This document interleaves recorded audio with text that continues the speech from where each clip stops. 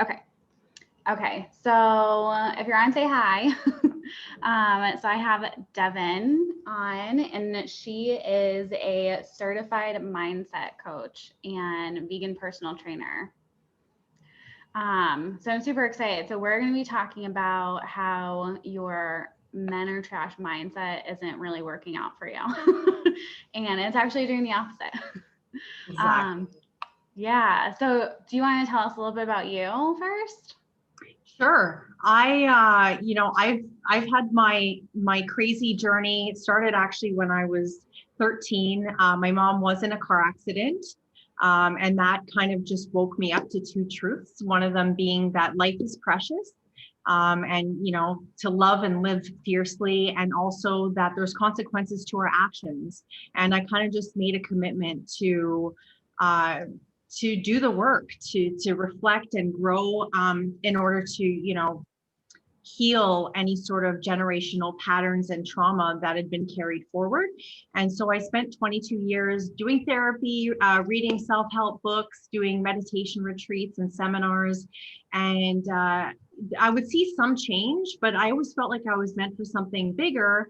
And then finally, I found my now mentor, Bob Proctor, who has a beautiful way of connecting the soul, the mind, and the body. So, that's when everything started to happen for me, and real results started to show, because I understood the universal laws and I understood how our marvelous mind works. So when we understand how these forces are always kind of working in our lives, we can then use them to our advantage to create the life and love that we want. So here I am, and I'm really grateful to be a part of this conversation today. I think it's a really important topic that needs to be discussed. Yeah, definitely. Yeah. So I think, well, I had kind of posted something about this, like men are trash mindset, and you commented on it. We kind of went from there, but um, how do you see it? Like, what's your opinion of it when So people say that? the first thing I see, and I see this because I catch myself saying that to my own self. Okay. So the first thing I just want to share is, whatever I'm going to share tonight is my opinion. It's my experience. It's what's worked for me. And, just take what works and leave the rest. So I always like to just say, I'm here to help as best I can and to share my experience, and whatever resonates with you, take that on board, and it'll help you out. And what doesn't resonate, just don't even bother. So kind of what hit a nerve with me is that I've been there. And I've caught myself saying that, and it's like, you have these experiences, and it's like, well, men are trash anyways. You kind of have this thing, and it's like this dismissive thought you have. But now understanding the laws of universe. So, talking about what we believe, what we're thinking sets up a vibration, causes a vibration, which only our body can express. Now that becomes a frequency and a magnet for like experiences. So the first thing is, if I'm thinking that they're trash, guess what's going to happen? I'm going to start attracting circumstances, people, partners, experiences that are going to reaffirm. So it becomes a self-fulfilling prophecy.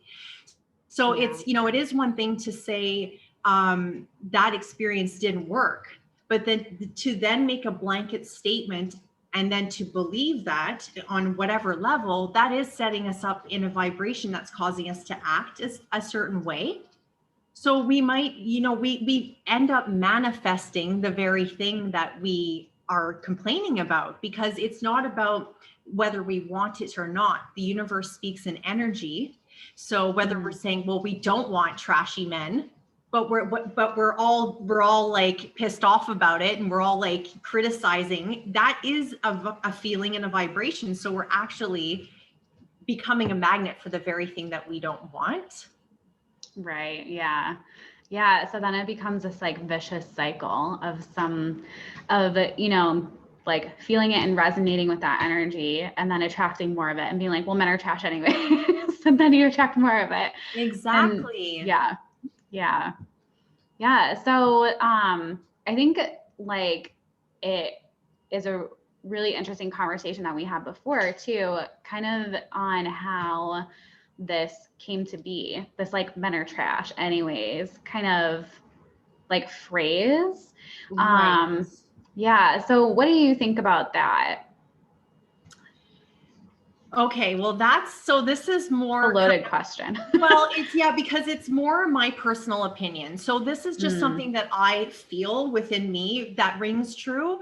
And I Yeah. just feel that we are now in a kind of a time where we're overcompensating for the lack of rights that women have had. So we know that that's a truth. We know that women have been oppressed, right? So now we're harboring kind of all of this energy from a very real thing, from these circumstances that were our environment, and we're feeding back that, we were subservient and all of this. Now we're coming into this time where we want the power back and we want equal rights and feminism. Yeah. And so the times are changing, but what I feel is happening, and I'd love to hear your feedback on this as well, is now we're kind of overcompensating. It's like we were held down, we were oppressed, now we're pissed off. Now we're angry. Now I go like this because it's like a meter. It's like the energy is now shifting into this area where now we're angry. So we're pissed off, we're dismissive, and we're kind of like, we've become these like man eaters, but yet we also want them and want to love them and want to have, so we are overcompensating and we're reacting to all of that oppression. But now what are we doing? Right? Is we're now kind of too far on that side, on the masculine energy. When I say masculine, we're not talking gender specific, as you and I have discussed before, just masculine energies, the aggressive, assertive energy. It's if we take all that on, but now we're using it against them, but yet at the same time, we're asking, we want them. So what are we doing? What signals are we sending? Right. Yeah. Yeah. It's such a huge clusterfuck. To be honest. Exactly. Really. Yeah.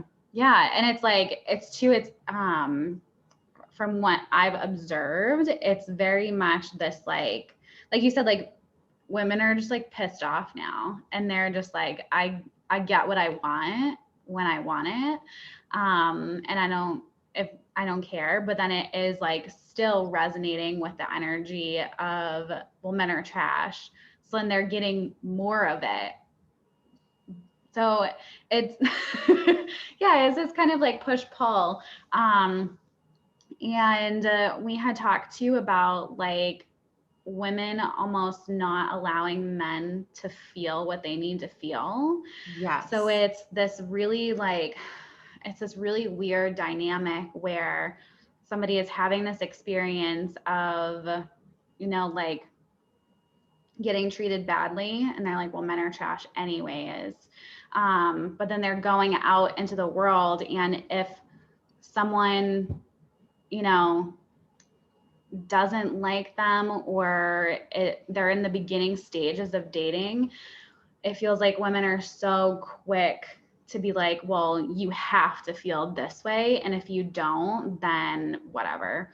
And what I mean, just that kind of energy. And it's like there can only be one outcome that is acceptable. Yeah. Right. Which I think in any way just limits what can be.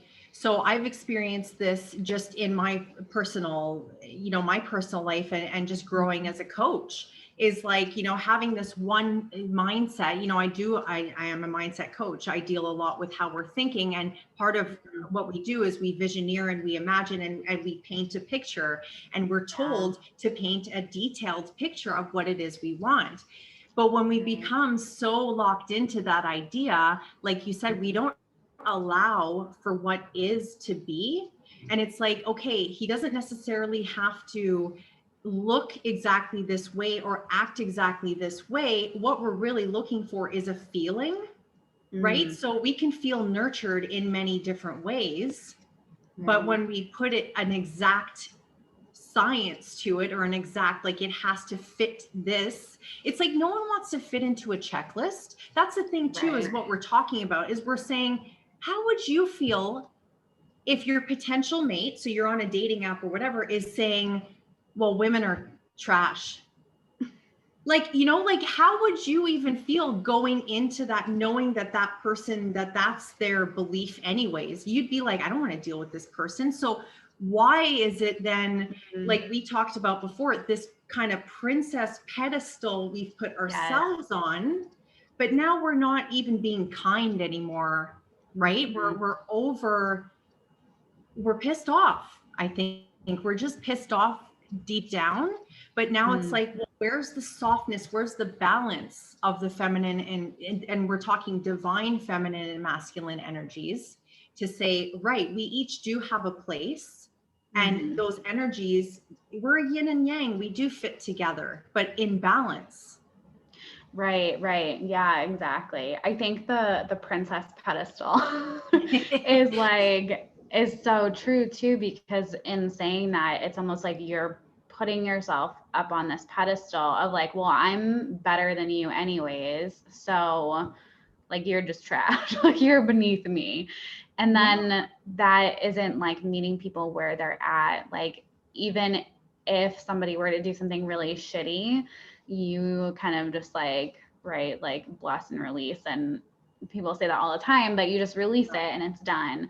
And I think we like internalize it. So then that feeling of internalizing it is like internalizing it into your self-esteem and being like, oh, I wasn't good enough. So then it becomes this like, well, I need to be better than them. So they put themselves on this like princess pedestal of, well, they're trash anyways. Like, I don't even care. Yes, that's such an important point. And we talked about that before, is how it really all comes down to loving yourself, which is such a cliche thing. You know, everybody's talking, well, love yourself. But really what we're talking about is understanding who we really are and connecting with our humanness. Right. Yeah. So it's like we aren't, no one's perfect. No one is successful in every area of their life. My mentor likes to say, like, if you're done learning, you're dead. Because like there's always another layer, there's always another lesson. And when we think about it in terms of real self-esteem, I work on this a lot with my clients. It's like, who are we really? And when we understand that we are spiritual beings, so our spiritual DNA at the very essence of us is perfect. We are now gifted with an intellect. So now we can choose ideas, we can choose thoughts, we can choose what to believe. And then our body, you know, we've been, you know, injected into this avatar almost, but it's all happening at the same time. So when we really understand like our personal power and what we're capable of, we understand that other people are simply a reflection of us as well, which is also why the men are trash mindset is just, it's literally working against, you're basically calling yourself trash in a way. Yeah. Like, I don't want to say it. And I don't want to be like, I don't want to blame people and make them feel like everything is a reflection of them, because it isn't. You know, it's not to be, like you said, it's careful that we don't internalize this as a indication of our self-worth, but it is good information for us to look at objectively and say, what might be attracting these types of situations, people, and circumstances? Yeah, absolutely. I tell my clients to think of energy as like a puzzle piece. So like, what energy do you have? And then what kind of energy would fit perfectly with that? So an example of this would be like, before I did all this work, I was very like, my therapist before described it as like a puffer fish. Like you get mad and you're just like, and you're just like, nobody touch me. And it's like getting like making yourself seem bigger than you are, right? Through like yelling, whatever, just like angry actions. So for me, with that energy, I could either attract somebody who was also angry and had very chaotic energy, and that would just be like butting heads all the time with like very strong opinions and, you know, you need to meet my need right now. kind of thing. Or I could have attracted somebody, which I did, with someone who dealt with that in a way that was like people pleasing, and like, I'll just like pacify her so that things don't get out of control. And both of those energies need work, honestly. Yes, exactly. But they fit together like a puzzle piece, and they work for as long as they do, and then they don't. When it, when it becomes like uncovered. Exactly. I love that you're saying that. It really is a puzzle piece. And it's interesting because, like you said, we'll either attract something that's exactly aligned, that's a mirror of, or it'll be a projection. So the stuff that we want within ourselves, like if we want to be, let's say, more understanding, we'll say, well, we need a partner that's really understanding, but it's us. It all comes back down to us. And I like to say this because I want to empower, our viewers and anyone that's listening to this right now, because we do have the power. Now, that doesn't mean it's our fault. It doesn't mean we are broken. We are not broken. We are perfect just the way we are. What we need to do is love and accept ourselves wholeheartedly. That's often what we want and look for in our partners. But it's really like, there's an exercise that I like to do where it's like a sundial. So you put in the middle, like my partner or my boo or whatever you would naturally call the partner that you're looking for. And then you list around it, like phrase, you draw lines and you list around it the qualities that you're looking for. And the first thing I always recommend is, are you those things? The first thing, because we often are looking for something outside of us that, first of all, we have already inside of us. It's just we're projected out because we're kind of scared to maybe look at ourselves in that honest way.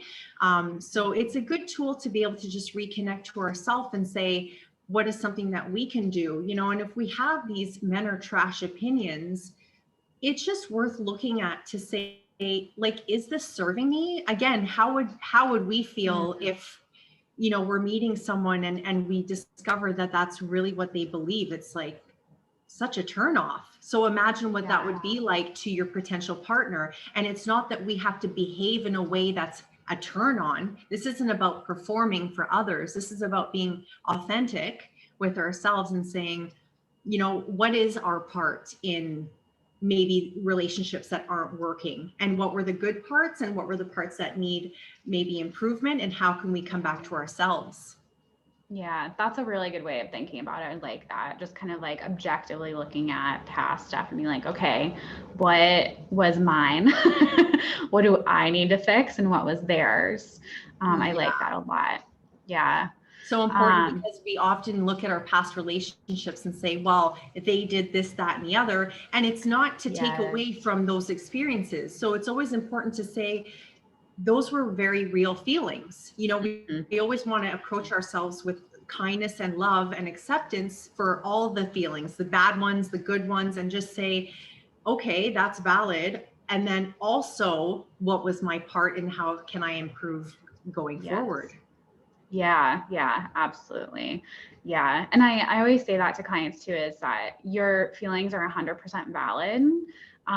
That's what you're feeling in the moment. You're allowed to feel that. And at the same time, you still have responsibility for your actions. Yeah. Like, you still have to take responsibility. Just like, a toddler, if a toddler was screaming, you would be like, hey, stop.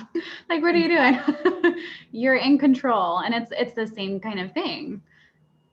Yeah. And it's really meant to empower, right? So because there are two schools of thought, and you and I discussed this as well. So some of the things that we might post trigger people, and to say, and, emotional abuse, gaslighting, all of that's a real thing. So, we want to make that crystal clear to say, we are not invalidating anyone's feelings, anyone's experiences.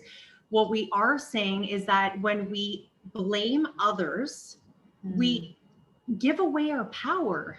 That's the problem. It's not about putting blame anywhere. It's by saying, well, when we do that and we say, well, they suck, they did this, they did that. And yes, they did. But also then you add that second piece to just say, well, if it's all them, then it's so out of your control. And then that's scary. So when you can just reflect and say, okay, maybe I could have reacted in this other way if I asked questions in the energy of trying to understand my partner instead of arguing. And that's the same coin flipped just by intention. It's like, am I asking just to prove a point, or am I asking to really understand, like, okay, why is this person angry at this, or why did this person say it like that? And you build that intimacy when you truly seek to understand your partner versus being right. Like, that just puts you on opposite sides of the team here. It's like, are we a team, or are we on opposite sides trying to prove a point or fight a point? What's the end goal here? Right. Yeah. Yeah, exactly. Yeah. And I think going off of that, I mean, that's a really great reframe. I love that. And then I think to go off of that too, like what is this behavior need, right? That like we all have needs. We're all trying to get a need met. Right. So even just by saying, you know, men are trash and being like, I don't even care. It's like, what need are you trying to get met by saying that? And that's why we do anything, like, ever. Exactly. So it's like texting your ex, like, what need are you trying to get met by texting him? Like, how do you think this is going to go? How are you thinking that you'll feel afterwards? And I think just by doing that, just by asking yourself, what need is this trying to fulfill? It will just like open a lot of people's eyes to a lot of things if they start doing that. Exactly, because awareness is the key. You know, that's the first step for us to really grow, is to say, okay, where are we at right now? And in order to get to where we're going, we first have to know where we are, and asking ourselves those questions is great. And to add on to that, I always like to say, yes, what need are we trying to fulfill? And also honoring that and saying, you know what, it's always coming from a place of love. Like, as messed up as that sounds, right? Because we might be doing all these self-destructive behaviors, but when we can approach those behaviors in a way that says, I know deep down you're trying to love me, you're trying to serve me in some way. You know, it's like, maybe we're scared of being abandoned, so we push away. But it's like, really, the anger and that is the need we're trying to fill is not to be left alone. Right. Okay, then, you know, when we fly off the handle, or when we have those shadow behaviors that we don't like so much about ourselves, we can, when we approach them with love and kindness and say, thank you. You know, I know deep down you're trying to love me. I just find that also really helps to approach that with love, instead of saying, like, you're ugly, like, you suck. And that's, again, more of the pushing, what you're feeding that. And then you feel bad maybe when you do text your ex, instead of just saying, okay, that might not have been the best way to get my needs met, my ultimate needs met, but I know deep down you're just trying to look out for me. That softness, I found, for me personally, has really helped me in that loving yourself piece, in that self-esteem piece. Because if you're always hating on yourself too, that doesn't feed self-esteem. That makes you feel worse. Yeah. And I think coming back to that, like the balancing of energies, like that masculine, feminine, and then the self-esteem piece, that like trying to make yourself feel better, that you've just been rejected or treated this way or whatever. So then it's like you're trying to give yourself that, but it's in a more like destructive way. Right. It's really, we're talking about handing over our power, and we're talking about what we are emotionally resonating with. Because if we're saying you rejected me, you can feel it in your body. You feel like shit, because now you've attached the idea that was a personal rejection against you. Something that I've been using is saying rejection is God's protection, or sources, whatever word you want to use for God. It's all just about energy. It's like, those are always, universe is always there serving us. It loves us. It wants us to grow. It wants us to expand. So when we know we're living in a loving universe and we are rejected, that person wasn't for us. And we can just say thank you. And that thank you is, that just dissipates. We're not in anger. Then, then saying, oh, there's another fucker that rejected me, that we're getting all pissed off out. That is that now you're in a vibration of anger, of pushing away. Again, we want to choose thoughts, behaviors, actions that are in line with what we truly want. If we want to be in a peaceful, loving life, which is really at the end of the day what everybody wants, it starts with us. It starts with, it's not about anything that's happening outside. That's kind of the trick we learn at the end of the day, is people are just mirrors for us. So when we're in a space of love, and to just say thank you for, that person, we never know, that person could have cheated on us. They could have caused so many more things. We don't know. And it's not necessarily that we need to know what could have happened. It's just always being in that space of saying, it was for my best good. That's why it's happened. Even if we thought they were the one and we thought they weren't the one, or else they would be still there. And believe me, it would be peaceful and it would be loving, and doesn't mean there wouldn't be challenges, but there's, again, coming back to, what do we really want to feel like? Do we want to feel understood? Be understanding. Do we want to be treated with kindness? Treat people with kindness. It's simple. It's simple, but it's not necessarily easy. Yeah, exactly. Yes. I think these are all really, really great points. And it's so important for people to remember that. So when you're in, and I know from personal experience, when you're in that space of like getting angry, and a lot of my clients too, they come to me and they say like, I know that I'm doing this specific thing, but I don't know how to stop it. So then it's almost like having this bird's eye view of this problematic situation, and it's just like rolling down a hill, like, and you have no control over it anymore, because you're like, I don't know how to change that.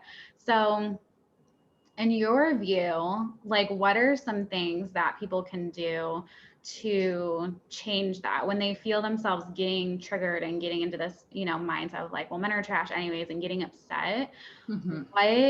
What should they do then? Right. And that's a really good point. And I like to always, give people tools to use, right? So it's all about, first of all, being aware and congratulating yourself for being aware, right? So now we're saying when we give something a good vibe, we invite more of it. So when we're saying, good for you for being aware, like patting yourself on the back, like just acknowledging, like, because before, I'm sure there's a bunch of time that you didn't even know you were doing that. Okay, now we know, but we're still doing it, because awareness takes time. It takes time for our thoughts. So it all has to do with our conscious mind and our subconscious mind. Our subconscious mind it controls 95% of our behaviors, and that's where our paradigm or our conditioning lies. So we can know one thing, but we can act and feel different ways. So awareness is key, because then we start to see a picture. We start to see, oh yeah, when this happens, I react like this. So now we can see it. Now with practice, we can choose different behaviors. We can start to say, like, some of the stuff we've talked about tonight. So looking at things objectively. So when we don't internalize and we just say, okay, these are facts, this is information. We're always on a feedback loop. We're always learning and learning. If we're observing our results, we can see our results are always a reflection of how we're feeling inside. So we can always look back and say, oh yeah, that didn't end so well. Right. Trace it back to like what happened. Oh yeah. So now we have awareness around what the triggers are, which gives us power to change in the future. So be easy on yourself and know that it takes time. I'm 39, I'll be 40 this year. And it's like, yeah, when you think of like your whole life, you've been doing something a certain way. Yeah. Be patient with yourself and know that it takes just as much time to relearn. So that's what I do with my clients. If anybody would like to contact me for a discovery session, please do. And we can discuss maybe how we can work together. But what I like to go over is how that's working. When we understand how we are programmed, we can then reprogram. And that's using things like affirmations. Now everybody talks about affirmations. Yeah. The most important thing with affirmations is choosing something that you do really believe. So if it's a too much of a far out thought to think, I'm attracting a loving partner, you might just choose a smaller idea and just say, I'm feeling love right now. And then like think of like your pet or your family member and just get into that feeling. So I think that's a mistake that a lot of people make, is they try to bite off this big chunk that's really not something that they can feel. And it's all about feeling, because now we're starting to talk about reconditioning ourselves, and it's all about our emotion. Our subconscious is all about feeling. So, right, feeling that trigger, saying, okay, that trigger's there, having kindness with ourselves, and then maybe asking ourselves, okay, what's a thought I could choose now that'll just feel a little bit better than where I am? Like, that's okay that happened. Or he's not like everyone, just because I had one experience with this guy doesn't mean all men are like that, because we tend to generalize, and it's like, well, that's just not true. It's just not true. But we just look at our mind and we can choose different thoughts, and then choosing thoughts that we really believe is the key. And when we repeat that, that's when we start to change our conditioning, and that's when we start to really see different results. Yeah, I love what you said about almost like taking baby steps to to new belief. And that like your body will literally reject something if it doesn't feel right. And it's this idea of a cognitive dissonance, that it's like you have this belief system that men are trash. Yeah. Right. So then if you're like, all men are great, your body's gonna be like, whoa, no. Yeah. And you're gonna feel it in your body. Like, you can't believe two opposing things at the same time. So taking baby steps is a really good point. Yeah, thank you. I love that one. That was something I learned the hard way, because again, we are taught to dream big, and it is important to do so, but then you really have to bring it down and just meet yourself where you're at. What would you say would be something that would really help people start to improve their results in this area? Yeah, I think it wasn't actually like pointed out to me. This is something that I noticed in myself too, was that when I became triggered with something, I would feel it in my body.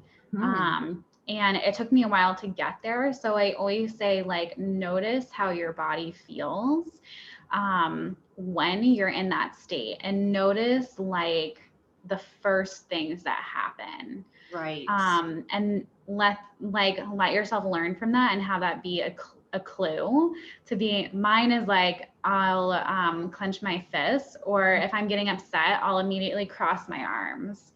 And then as soon as I do that, I'm like, oh, oh no.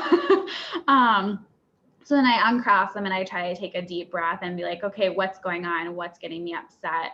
But just noticing that your body is always reacting to your environment without you even having to think about it. Your body is just like, and your mind work seamlessly together, and it's reacting off of these templates. So like, okay, this one time, this similar thing happened and I was left. So then your mind is like, oh my God, I'll save her so much time. And we're just going to react the same way to keep her safe. So then your body goes into this defense mechanism. Exactly. And then you get into like feeling, however you feel, like disappointed, hurt, angry, whatever. And then you get into the thoughts and behaving off of those feelings. Exactly. I love that. And, when we do understand exactly how the mind is working, we do see that there is always a thought that comes right before the physical feeling, because our body is an instrument of the mind. And I didn't know all this till I started studying. And it was like, oh, okay, right. This makes so much sense. So like you said, when now we're in tune with our body. I get like a solar plexus, like nasty feeling. And I was like, oh yeah. And then I read more about chakras and energy centers, but that's my thing. And I like my face gets so hot. Like it's almost like I feel like one of those cartoons where the steam starts blowing out the ears. So it's like, right, okay, I'm having a reaction, right? So now you're like, okay, I'm having a reaction. Something that's really helped me too is giving myself permission not to respond right away. And like you said, taking those breaths. So now we're creating space between reacting and responding. Now we're not playing old records, because it might take a while for us to even see what is the thought that's coming before the physical. It took me a long time to start saying, okay, what am I even thinking? Because you don't think it consciously. It's subconscious programming, which means it doesn't pass your eyes, your mind's eye. You don't see it. All you see it is in your physical self. You're like, what the hell? My hands get tingly. Like, I'm just like, what's happening? So when we can start to say, okay, we know deep down, based on how we know how the mind works, that there is a thought before, now we can work with that knowledge to say, yeah, let's create a space by taking breaths and just giving ourselves permission. We don't have to respond right away, because, and we also know that, yeah, if we're going to react, it's probably not going to give us the best response. So we can just take a breath and say, honey or partner, whoever it is, or even if it's a text, sometimes I get a text that I go like crazy off of it, and I feel like I want to respond right away. And I just say, you can put that aside right away. Like, give yourself permission to feel what you're feeling. Know that it's there to protect you. Like you said, it's because it's attached to something that did hurt you. So you're just trying to protect yourself, making friends with that reaction, and then just saying, okay, I can breathe and now actually choose how to respond, instead of just being, you're victimizing yourself almost in a way when you don't give yourself that space, because then you're just reacting. When you can respond, you take control back and say, okay, what are the thoughts, feelings, and actions that I can do that are aligned with my desired outcome? Do I want this relationship to work? Do I want to be closer to my partner? Maybe I should just take a chill for 1 minute and come back to this when I'm not reacting, and I can actually have a conversation and see what the real problem is here with with whatever the situation is, and kind of approach it with a sound mind and not in your animalistic reptilian mind. That's really what it is. You're just like, Yeah. No, I totally resonate with all of that. And it's so funny, like, as you were saying, I'm like, oh, that was me. And like with my boyfriend, like what that literally looked like was I did the exact same thing that you said. Is I would get mad, or I would feel this like this reaction, and he would be like, what are we doing here? Like, what are you thinking? Because I just wouldn't talk, and I was just like, don't touch me, just like let me be for like a second. But I was internally, I was like, okay, what am I feeling? Okay, what am I thinking? Like, why am I thinking? And I would have to like take a second to think about it, and it was me trying to process everything. And he's very like, if something's wrong, he wants to hug you. And I was just like, I can't, like, any outside stimuli right now is just not, I can't process it right now. So just don't, just like leave me for a second. But yeah, and I think people don't give themselves the time to do that. And that's so important. And what's really important too is that communicating that as well. I was just gonna say, not just being like, don't fucking talk to me. Yeah. I'm processing.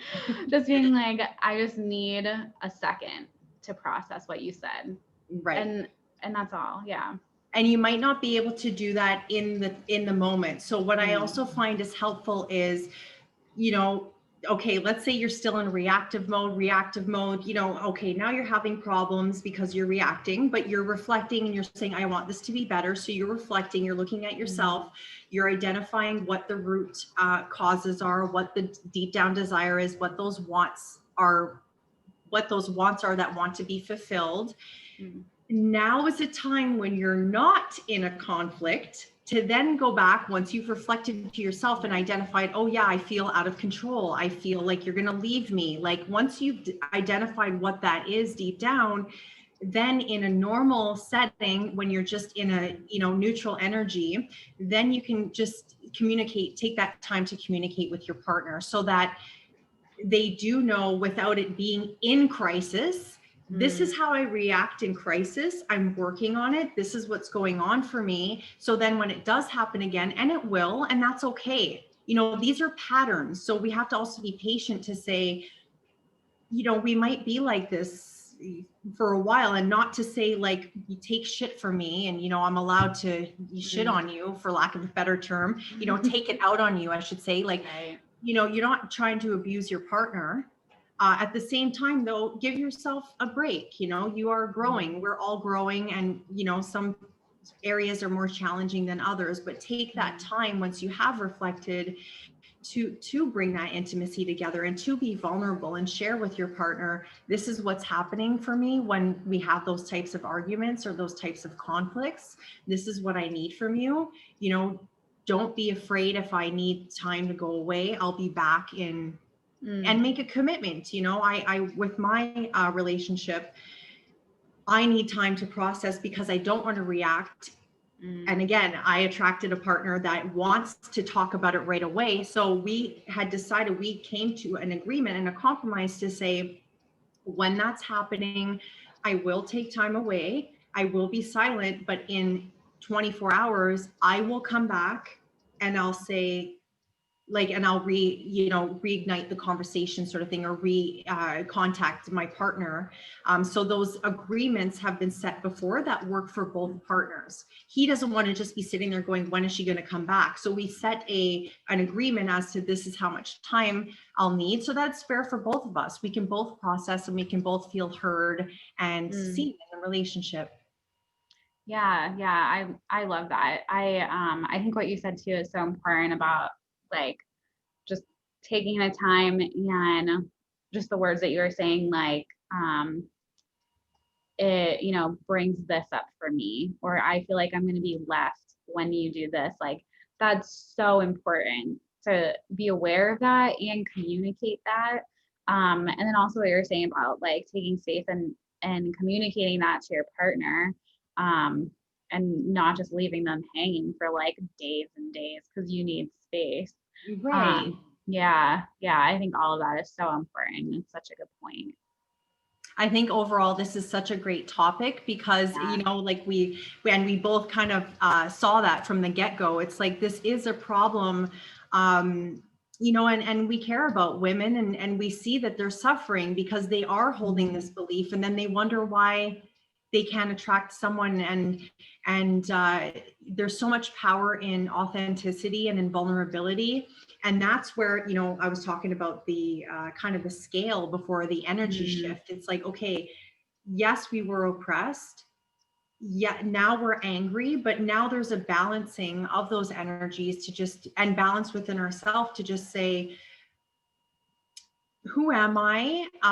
Balancing those energies within your own self, and then just being gentle and fair with people, because that's just a better way to develop relationships, whether it's professionally, personally. It's just a better way. So how are you acting in all of these situations? Sometimes it's not just one area. Sometimes it's not just the intimate relationships, but we can feel ourselves be like that in other ways. So it's all for good, and it's all for us to grow and to attract what we truly desire, which is a loving, nurturing partner that has our back, that's there to support us. And how can we be more of that to our partners? It's not all about us. It's about coming together, and really, it's a team. And you wouldn't be like that with your colleague or your teammate at work. So it's like bringing those same skills that we have and the objectivity to say, okay, yeah, it's an emotional thing that's making me go wackadoodle. So if I kind of can step back on the emotional and just kind of look at this in a fair energy, what does that look like, and how can we grow forward together? Yeah. I mean, I feel like I keep saying like, these are all good, there you are. They're really good points. And I just thought of it too, that this like masculine, feminine kind of energies, and going from being stepped all over to being like, no, this is how I feel. Right. It's like we don't, to be in that gentler space and that softer space of like, this is what I'm feeling, it feels like almost a weakness. And it's like, I think in our society now, it's not really, I think it's changing, but I think it's not really looked upon as great to be sharing your feelings like that. Right. It looks weak and it's very vulnerable. So I think it is really scary for a lot of people, and it feels almost like counterintuitive to be that way too. So it takes the practice. Right. Yeah. Well, and it all comes down to, if we want other people to be that way, we need to set, hi Kitty, we need to set the example. We need to embody what it is we seek. There's a good quote from my studies that talk about, people that stand in front of the fireplace and say, give me heat, and they don't put any wood in. Everything is cause and effect. Everything is cause and effect.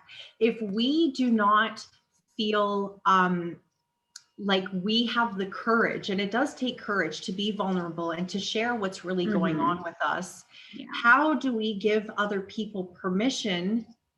It might not even be like, they might not even understand that's what we're doing, but by showing up in those ways, we give other people permission.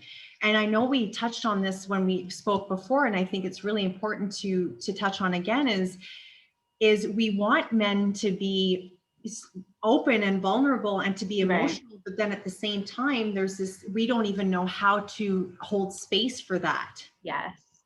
So that's a whole other thing too, that we have to be mindful of is, are we holding those cognitive dissonance, those opposing beliefs of saying, I want an emotionally mature and supportive partner, but if they're expressing their emotions, we think like we're turned off or something because it's not manly. So that's such a sorry. So that's okay. They're feeling our vibes. So it's so important to really be honest with ourselves, and just to continue to have that conversation with ourselves to say, right, how am I then responding when my partner is showing vulnerability? Am I mocking him in some deep down way that we don't even realize? So that's another thing to consider. I know, like I said in the beginning, it's a clusterfuck. I mean, like every which way you want to go with it, you can go any way you want. Like it's so interesting that it's all connected like this, right? And it's just, it's like our society has taught us so many times that showing vulnerability is weakness, showing vulnerability is weakness. So then you're right, like when we want someone who is emotionally unavailable and then they show it to us, then we're like, ew, that's not sexy, it's not attractive, right? Like, he's too sensitive. But it's this society thing of like, we tell men, we give them that feedback, and then we don't understand why we don't have a fulfilling, like, intimate connection with anybody. Is that every single time they try, we're like, man, no, I don't want it. Exactly. I think the more that we, and again, to kind of speak back to empowering ourselves, I think at the end of the day, when we can look at ourselves, because we can't control anybody else, right? So really the only power we have is our own personal development. And that's why I love what I do so much as well. It's really reminding people of their power. We have everything we need inside of us. And what that means is by meeting our own vulnerability, we learn how to hold vulnerability. When we meet our own anger, our own sadness, our own everything, all of the things, when we can sit with that and just say, I am worthy, I am beautiful, regardless, and including all of those things, even when I snap at someone, even when I'm impatient, even when I do things I don't like about myself, my shadow self, just love it. And the more we show that for ourselves, we just show up differently, and our energy speaks for ourselves. You know, we don't have to say like, I'm here to hold space for you. You carry that essence. And that is, again, talking about energy and what we attract. There's no perfect way. You know, it's not like, oh, there's only one way to hold space. But when we can practice that with ourselves, we gain all sorts of tools and methods to be able to do that for others. So it really all does come back to ourselves. And I find that to be so empowering. Yeah, yeah, definitely. And it's like you understand what it feels like for you too, being on that end. So then you can give other people that experience too. Yeah, we can't give what we don't have, right? So right. it really all comes back down to that, is if we don't know how to nurture others, how do we even recognize it? And again, it gives away our power to say, well, you're not nurturing and it's your fault that we don't know what it feels like. It's like, no, yes, when we're children, it is others. We are defenseless. We do need people to take care of us or else we will die. Like, that is a real fact. But then once we grow and mature, it becomes our responsibility to reflect and nurture ourselves at the end of the day. And also, when we can learn to do that, we take back so much of that pressure from our partner. It does become an equal footing where you are simply enjoying each other. You're not trying to say, well, it's your responsibility to hold space, to fix me, to this, because sometimes they can't do that. And that's okay. Can we do it all the time for others? No. So why do we automatically assume, oh, our partner should be able to fix all that, they fill the whole checklist and always be there and always do the right thing? And it's like, my God, imagine the amount of pressure that we put on people. So it's like, okay, take this back and say, how can I do these things for myself? And that way, the partner that is in my life, it's someone that can walk alongside me as a partner and not just like a possession. Yeah, that's so important. That's a whole other conversation. We'll do it again. Yes. Soon. It was great. Yeah, definitely. Thank you so much for coming on here and chatting and everything. And it's been so much fun. Yes, my pleasure. I loved it. And like I said, as soon as I saw that post, I was like, who is this girl? Let's get this conversation going. So it's been a pleasure getting to know you and seeing, I love seeing all the good work that you do for your clients and how you're helping them. And the conscious relationships. That's really what it's all about. It's that awareness and that true intimacy and bonding that we can create with someone. It's really beautiful. Thank you. Yeah. So how can people find you? People can find me just on Facebook. I also have my website, which is www.myunapologeticlifestyle.ca. So if you just like to chat and see maybe what we can come up with together, I do one-on-one coaching. I also facilitate specific programs. I do personal training as well, as you mentioned. As I feel that, like we're talking about, it's mind, body, and soul. It's all of us together and all of the planes of existence. So yeah, they can shoot me a DM, fill out my contact form on my website, or just message me on any of the platforms. And it would be my pleasure to chat and connect and see if there's a good match there and see if we're a good fit to work together in the future. Awesome. Yeah. And I'll post all your links too. So they'll be in the notes and in the Facebook group. Excellent. Yeah. And just because I'll be sharing this on my pages as well, how can people reach you? Yeah, through Facebook. The same way. Through my Facebook on www.katiebonnano.com is my website, and then my Instagram is just I am Katie Bonnano. So I have a new program that I started, the Aligned Soulmate too, and it walks people through like the beginning steps of this, which I'm super excited about too. So yeah, it's like how to hone in on your body, how to like notice the cues, how to pull out your patterns and everything. And I'm like, yeah, it's everything that I wish I knew like 4 years ago, all in one. Instead of like struggling through 2 years of like, the fuck am I doing? Yes, 2 years and a lifetime, really. You know, sometimes it Yes. just takes so much time. So yeah, I love what you're doing, and I'll post your links as well so people can connect with both of us. Awesome. Well, it's been so much fun. Thank you so much again. Thank you. I'm looking forward to next time. We'll pick another juicy topic. Yes. Okay. All right, sweetie. All right. Bye. Bye.